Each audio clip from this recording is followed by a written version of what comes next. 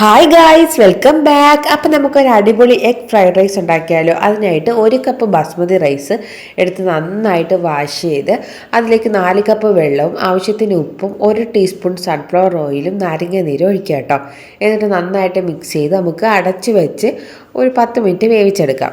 ഒരു 1/4 വേവ് ആകുമ്പോഴത്തേക്ക് നമുക്കിത് ഊറ്റിയെടുക്കണേ. ഊറ്റിയെടുത്തതിന് ശേഷം ഒരു പരന്ന പാത്രത്തിലിട്ട് ഇത് നന്നായിട്ട് ഒന്ന് തണുത്ത് വരുന്നവരെ വെയിറ്റ് ചെയ്യാം.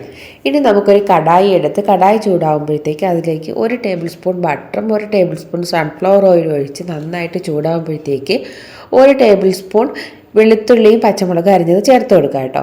എന്നിട്ട് നമുക്കിതിലേക്ക് carrot, beans, matar, spring onion ഇത്രയും ചേർത്ത് നന്നായിട്ട് ഇളക്കി അതിലേക്ക് ആവശ്യത്തിന് ഉപ്പും കുരുമുളക് പൊടിയും കൂടി ചേർത്ത് കൊടുക്കുക.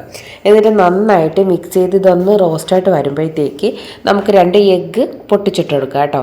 എന്നിട്ട് അതൊന്ന് ചിക്കി എടുത്ത് നമുക്ക് ഈ വെജിറ്റബിൾസ് ആയിട്ടെല്ലാം മിക്സ് ചെയ്തതിന് ശേഷം നമ്മൾ നേരത്തെ വേവിച്ച് വെച്ച ചോറില്ലേ അത് ഇതിലേക്ക് ചേർത്ത് നന്നായിട്ട് മിക്സ് ചെയ്യാം. ഇനി നമുക്ക് ഇതിലേക്ക് ഒരു 1/2 ടീസ്പൂൺ സോയാ സോസ് ഒഴിച്ച് നന്നായിട്ട് മിക്സ് ചെയ്ത് കൊടുക്കാം.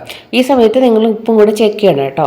എന്നിട്ട് നമുക്ക് സ്പ്രിംഗ് ഓണിയൻ്റെ തണ്ടില്ലേ അതും കൂടി ചേർത്ത് നന്നായിട്ട് മിക്സ് ചെയ്തെടുക്കാം. അപ്പോൾ നമ്മുടെ നല്ല അടിപൊളി എഗ് ഫ്രൈഡ് റൈസ് റെഡി ആയിട്ടുണ്ട്. നമുക്കൊന്ന് കഴിച്ച് ടേസ്റ്റ് നോക്കിയാലോ. നല്ല അടിപൊളി ടേസ്റ്റ് ആയിരുന്നാണ് കേട്ടോ. നിങ്ങളെല്ലാവരും ട്രൈ ചെയ്ത് നോക്കിയിട്ട് എൻ്റെ ഫീഡ്ബാക്ക് അറിയിക്കുക. അടുത്ത വീഡിയോ കാണുന്നത് വരെ ബൈ.